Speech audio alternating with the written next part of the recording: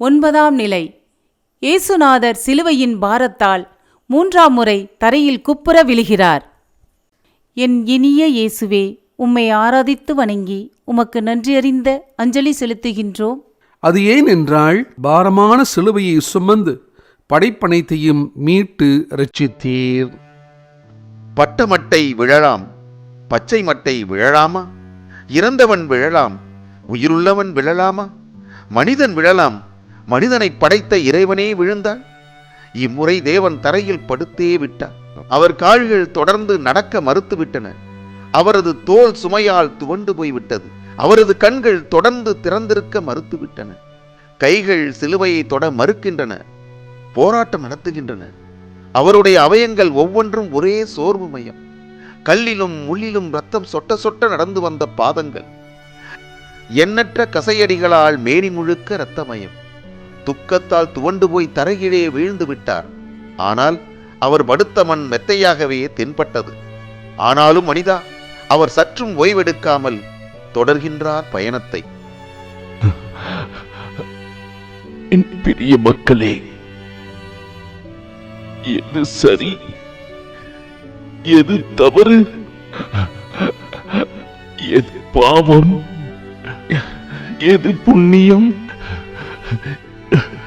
எது நீதி, எது அநீதி என்ற மனத்தெளிவு இல்லாததனால்தான் மது, மாது, போதை